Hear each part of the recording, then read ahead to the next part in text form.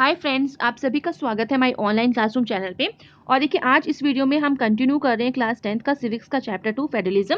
और इससे प्रीवियस जितना भी कंटेंट है इस चैप्टर का वो मैंने एक्सप्लेन कर दिया अपनी प्रीवियस वीडियोस में। अगर आप इस चैनल पे न्यू है तो प्लीज़ इस चैनल को सब्सक्राइब कर लीजिए, क्योंकि यहाँ पे आपको क्लास 6 से लेकर 12 तक का study material specially social science से रिलेटेड मिल जाएगा। इसके साथ ही मैं आपको प्रोवाइड करती हूँ आपके पूरे चैप्टर्स के explanation, line to line explanation, सारे इंपॉर्टेंट क्वेश्चंस भी मैं बताती जाती हूँ कि कौन सा कंटेंट कितने मार्क्स का आने वाला है आपके एग्जाम में, जो काफ़ी हेल्पफुल रहता है आपके लिए कि आपको समझ में आ जाता है कि कौन से इंपॉर्टेंट पैराज होते हैं जो आपको प्रिपेयर करने हैं। इसके साथ ही आपका जो मैप होता है, सिलेबस वर्क जो होता है, वर्कशीट में प्रोवाइड करती हूँ, फ्लो चार्ट में प्रोवाइड करती हूँ, जो काफ़ी अच्छे कंटेंट होते हैं आपके प्रिपरेशन के लिए ईच एंड एवरी चैप्टर। तो देखिए, आज मैं स्टार्ट कर रही हूँ हाउ इज फेडरलिज्म प्रैक्टिस, किस तरह से जो फेडरलिज्म है वो पूरी कंट्री में, इंडिया के थ्रू आउट द कंट्री इसको प्रैक्टिस किया जाता है। कौन कौन से मेन टॉपिक्स हैं इसके अंदर जो आते हैं, जिसको एक आप कह सकते हो कि उसके द्वारा ही इंडिया को या किसी भी कंट्री जो फेडरलिज्म को फॉलो करती है वो कितनी सक्सेसफुल रहती है। तो चलिए वीडियो को स्टार्ट करते हैं। तो देखिए, सबसे जो फर्स्ट पैरा है, constitutional provisions are necessary for the success of federalism but these are not sufficient.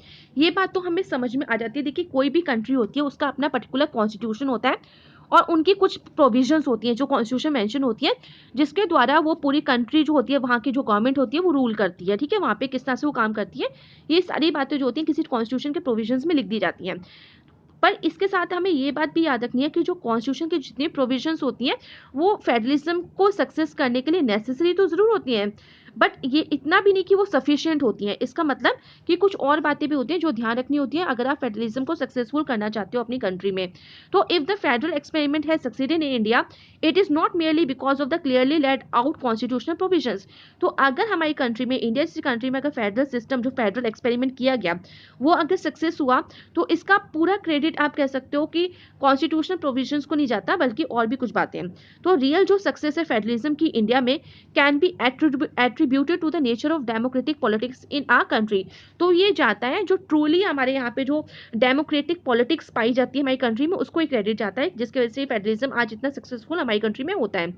This in short, क्यों ये ऐसी क्या बात है डेमोक्रेटिक पॉलिटिक्स में, क्योंकि जो डेमोक्रेटिक पॉलिटिक्स है वो हमें इंश्योर करती है that the spirit of federalism, ठीक है, respect for diversity and desire for living together became our shared ideal in our country. तो ये लाइंस इस पैरा में काफ़ी इंपॉर्टेंट है, जो आप मार्क कर लीजिए कि देखिए डेमोक्रेटिक पॉलिटिक्स क्या होती है।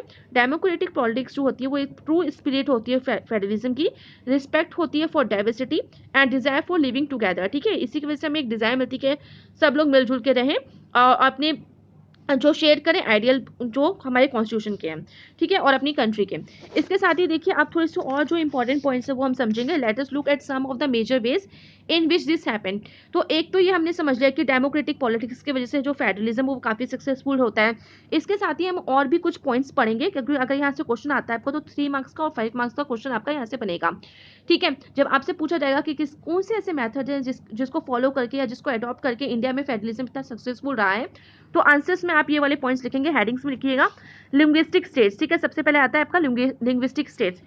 लिंग्विस्टिक स्टेट से पहले समझ जाइए कि इस पैरा में हम क्या पढ़ने वाले हैं, भाषा के आधार पर। ठीक है, हमारी कंट्री में आपने काफ़ी सारे स्टेट्स देखे होंगे जिनका क्रिएशन कैसे हुआ है, भाषा के आधार पर, लैंग्वेजेस के बेस पे। ठीक है, इंडिया ऐसी कंट्री है जहाँ पे बहुत ज़्यादा भाषाएं बोली जाती हैं और कुछ कुछ स्टेट्स तो उनकी भाषाओं की वजह से उनकी पहचान होती है। ठीक है, इवन एक राइटर ने, आई थिंक प्रेमचंद मुंशी जी ने ये बात की थी कि इंडिया वो कंट्री है जहाँ पे आप ना यहाँ पे वेशभूषा ये सब चीज़ें तो बदलती हैं, पर इंडिया इस जल बदलता है, वायु बदलती है ना, हवा पानी सब बदल जाता है अगर थोड़ा सा भी आप एरिया एक जगह से दूसरी जगह क्रॉस करते हैं। पर इंडिया वो कंट्री है जहाँ पे आप एक थोड़ा सा किलोमीटर भी आगे जाएंगे तो यहाँ पे भाषाएं चेंज हो जाती हैं। तो ये इसी कॉन्सेप्ट से हमें समझ में आ जाता है कि कितनी बड़ी बात बोली कि ठीक है, ये तो पता ही कि हवा पानी तो बदलता है एक जगह से दूसरी जगह जाने में, बट यहाँ पे 2-4 किलोमीटर आप आगे बढ़ेंगे तो भाषाएं बदल जाती हैं।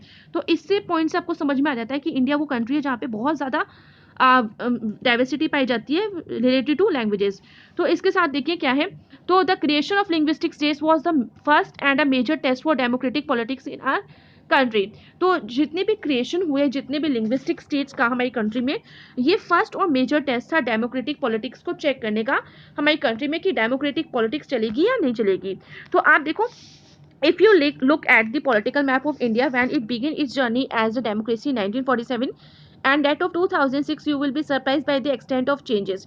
ठीक है, अगर आप थोड़ा पॉलिटिकल मैप ऑफ इंडिया देखेंगे 1947 से 2006 तक जो जर्नी देखेंगे आप डेमोक्रेसी की, तो आपको काफ़ी सारे चेंजेस देखने को मिलेंगे। मैनी जो ओल्ड स्टेट्स से हैव वेनिश, जो पुराने स्टेट्स थे वो अब नहीं रहे, और उसकी जगह जो है न्यू स्टेट्स आ गए। ठीक है, क्रिएट हो गए। एरियाज से ले लिए, बाउंड्रीज से ले लीजिए, नाम्स के अकॉर्डिंग देख लीजिए, तो स्टेट्स काफ़ी ज़्यादा चेंज हो गए हैं। इन 1947 में देखा जाए जो बाउंड्रीज थी several old states of India की, were change in order to create new states. तो जितनी भी बाउंड्रीज थी ओल्ड स्टेट्स ऑफ इंडिया की वो चेंज हो गई हैं काफ़ी ज़्यादा, और किस लिए चेंज हुई है? टू क्रिएट न्यू स्टेट्स, ताकि न्यू स्टेट्स बनाया जा सके।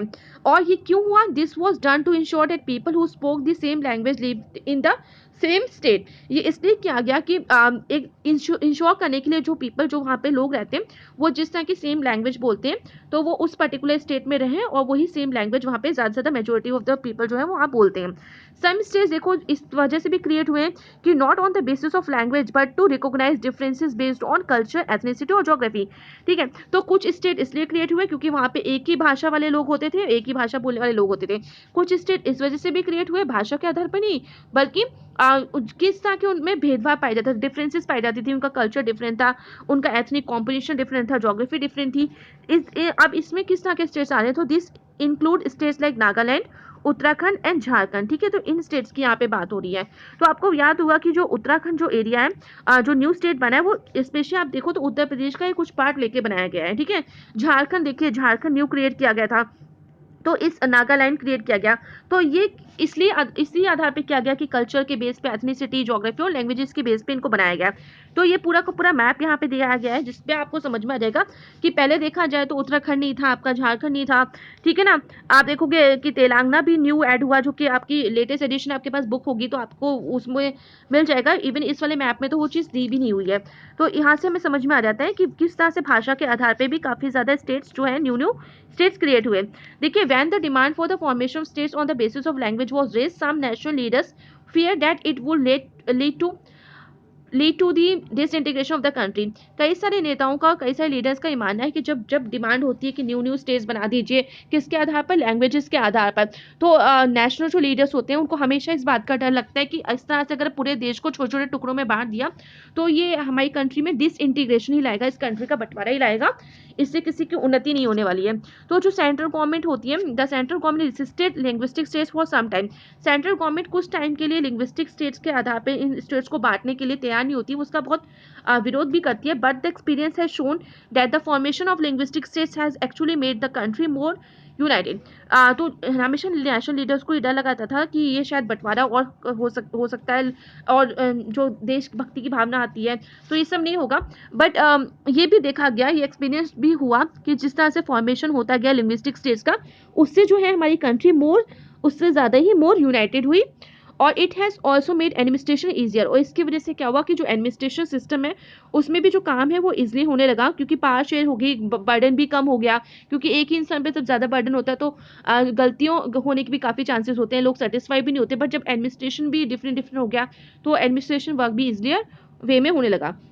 इसके बाद मूव करते हैं लैंग्वेज पॉलिसी पे, क्योंकि देखा गया कि भाषा के आधार पर जब इतने सारे स्टेट्स डिवाइड हो गए, अलग अलग स्टेट्स क्रिएट हो गए, तो किस तरह की पॉलिसी यहाँ पे फॉलो की गई जिससे कि यहाँ पे शांति बनी रहे। तो लैंग्वेज पॉलिसी को फॉलो किया गया। इंडिया का अगर लैंग्वेज पॉलिसी देखें तो second test for Indian federation is a language policy. तो देखिए, फर्स्ट टेस्ट तो ये था कि लैंग्वेज के बेस पे किस तरह से लिंग्विस्टिक स्टेट्स बनाए गए।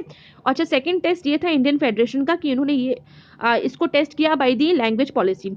तो इंडिया कॉन्स्टिट्यूशन देखें, इंडियन कॉन्स्टिट्यूशन, तो इन्होंने किसी भी एक लैंग्वेज को कोई स्पेशल स्टेटस नहीं दिया है। एक किसी भी लैंग्वेज को ऐसा नेशनल लैंग्वेज यहाँ पे नहीं बोला जाता है। जैसे और बाकी कंट्रीज में देखें आप तो नेशनल लैंग्वेजेस होती हैं वहाँ पे, तो इंडिया में किसी भी एक लैंग्वेज को यहाँ पे नेशनल लैंग्वेज घोषित नहीं किया गया। हिंदी को काफ़ी टाइम तक आइडेंटिफाई किया एज अ ऑफिशियल लैंग्वेज, जरूर हम इसको यूज़ करते हैं, बोला जाता है, but Hindi is the mother tongue. बोला भी कहता है जब स्टार्टिंग में इंडिपेंडेंस के बाद कि हिंदी के लिए काफ़ी लोग सपोर्ट में थे कि इसको नेशनल लैंग्वेज बना दिया जाए कंट्री की। बट वहाँ पे ये चीज़ भी देखी गई है कि हिंदी अगर देखा जाए तो ये मदर टंग जो सिर्फ 40% जो इंडियंस है हमारी कंट्री में वही इसको हिंदी को बोलते हैं, बाकी नहीं बोलते हैं। ठीक है, तो देयरफॉर इसी वजह से काफ़ी सारे रीज़न की वजह से to safeguard, to protect other languages also, Hindi के अलावा देखा जाए तो अदर जो 21 अदर लैंग्वेजेस हैं हमारी कंट्री में, उनको रिकोगनाइज किया गया है as schedule languages by this constitution, ठीक है। तो हमारे कॉन्स्टिट्यूशन में as a schedule languages 22 languages को मेंशन किया गया है, और इनको स्पेशल स्टेटस आप समझ सकते हो, इनको एक तरह के सेफ गार्ड करने के लिए, ठीक है, एक प्रोटेक्शन देने के लिए। तो a candidate is an examination conducted for the central government positions में opt to take the examination in any of this languages. तो इसी तरह से देखिए, अगर कोई कैंडिडेट अगर कोई भी सेंट्रल गवर्नमेंट की पोजीशन को होल्ड करने के लिए कोई सी एग्जाम पे बैठता है, उसको क्लियर करने के लिए एग्जाम को, तो वो इन 22 लैंग्वेजेस में से कोई भी अपनी मनपसंद की लैंग्वेज वो चूज कर सकता है, जिसमें वो एग्जाम दे सकता है। तो states to have their own official language. तो इसी तरह से देखिए, स्टेट्स जो है हमारी कंट्री में, उनकी भी अपनी अपनी ऑफिशियल लैंग्वेजेस हैं। Much of the government work takes place in the official languages of the concern state. इसके साथ ही देखिए, हर एक स्टेट जो गवर्नमेंट होती है, पर्टिकुलर जो भी इनका कंसर्न स्टेट है, उसके अकॉर्डिंग वो जितना भी ऑफिस का काम होता है, ऑफिशियल लैंग्वेज अपने आप चुन लेती है, जो भी उनके स्टेट में वो लैंग्वेज बोली जाती है। Unlike Sri Lanka, the leaders of our country adopted a very conscious attitude in spreading the use of Hindi, ठीक है। श्रीलंका की तरह देखा जाए तो श्रीलंका की कि इससे अलग थोड़ी बात की जाए तो लीडर्स जो है हमारी कंट्री के, उन्होंने बहुत ही कॉन्शियस एटीट्यूड इसके प्रति अपनाया, अडॉप्ट किया for this use of the Hindi according to the constitution. देखिए, अब ये पूरी स्टोरी बताई जा रही है यहाँ पे कि कॉन्स्टिट्यूशन के अकॉर्डिंग देखा जाए तो जो यूज था इंग्लिश का for official purposes was to stop in 1965, कि 1965 तक जो भी ऑफिशियल पर्पसेस के लिए आप इंग्लिश को यूज करें, उसको रोक दिया गया था। हाउएवर मैनी जो नॉन हिंदी स्पीकिंग स्टेट से डिमांड करे थे the use of English continue, ठीक है। तो 1965 तक इंग्लिश का ऑफिशियल पर्पस कि आपको ऑफिस में जो इंग्लिश यूज करे उसको बंद कर दिया गया था, मना कर दिया गया था। बट फिर भी जो स्टेट्स है जहाँ पे हिंदी स्पीकिंग नहीं थे, वो डिमांड करते थे कि इंग्लिश को ही कंटिन्यू किया जाए ऑफिस में काम करने की ऑफिशियल लैंग्वेज की तरह। जैसे कि तमिलनाडु में एक मूवमेंट स्टार्ट हुआ था जिसने काफी वॉयलेंट फॉर्म ले लिया था। वहाँ पे क्या हुआ था, जो सेंट्रल गवर्नमेंट थी उसने responded by agreeing to continue the use of English along with Hindi और हिंदी फॉर ऑफिशियल पर्पस। तो इसके साथ ही बाद में क्या हो, जो सेंट्रल गवर्नमेंट है उन्होंने कंटिन्यू कर दिया कि हिंदी के साथ आप इंग्लिश को भी ऑफिशियल पर्पसेस में यूज करते हैं। तो many critics think that this solution favour the English speaking elite. तो काफ़ी सारे क्रिटिक्स ने ये भी कहा था कि शायद लग रहा है कि जो गवर्नमेंट है उन्होंने इंग्लिश स्पीकिंग एलाइट को फेवर किया, और हिंदी को भी एक कहा कि हिंदी तो ऑफिशियल लैंग्वेज घोषित की है, बट साथ ही साथ इंग्लिश को भी वहाँ पे as a official language announce कर दिया कि आप यूज़ कर सकते हो। क्योंकि काफ़ी ज़्यादा स्टेट्स देखें इंडिया के, स्पेशली सदर्न साइड में, तो लोगों को हिंदी नहीं आती थी। तो continues to be the official policy of the government of India. Promotion does not mean that the central government can impose Hindi on stage where people speak a different language. इसके साथ ही देखिए, एक चीज़ ये भी थी कि सेंट्रल गवर्नमेंट ने कहीं भी किसी राज्य में जहाँ हिंदी नहीं बोली जाती, तो ऐसा नहीं कि थोपा वहाँ पे इम्पोज करा कि नहीं नहीं आप हिंदी बोलो, ज़बरदस्ती किसी के साथ नहीं गई है। यहाँ पे फ्लेक्सिबिलिटी वाली जो एक थ्योरी होती है उसको फॉलो करते हैं, फ्लेक्सिबिलिटी, जिसका जो मन करता है आप उस चीज़ को फॉलो कर सकते हो, किसी पे प्रतिबंध नहीं लगाया जाता है इन सब बातों को लेके। तो the flexibility shown by Indian political leaders help our country avoid the kind of situation that Sri Lanka finds itself in. तो इस तरह की जो फ्लेक्सिबिलिटी जो इंडियन गवर्नमेंट और इंडियन पॉलिटिकल लीडर्स ने फॉलो करी कि जिस स्टेट को जो लैंग्वेज बोलनी है, अगर वो एज अ ऑफिशियल लैंग्वेज चाहे तो वो उसको यूज़ कर सकता है। तो इस तरह की चीज़ों को फ्लेक्सिबल करके, इन सब चीज़ों की परमिशन दे की, एक तरह से हमने वो सिचुएशन जो इस तरह से श्रीलंका में लैंग्वेजेस के बेस पे सिविल वॉर हो गया, ठीक है, उस कंडीशन को हमने काफ़ी ज़्यादा अवॉइड किया हमारी कंट्री ने। तो आई होप यहाँ तक आपको क्लियर हो गया होगा, और बाकी का जो कॉन्सेप्ट है वो मैं अपनी नेक्स्ट वीडियो में एक्सप्लेन करूंगी। So thank you everyone, and please like share subscribe this channel for more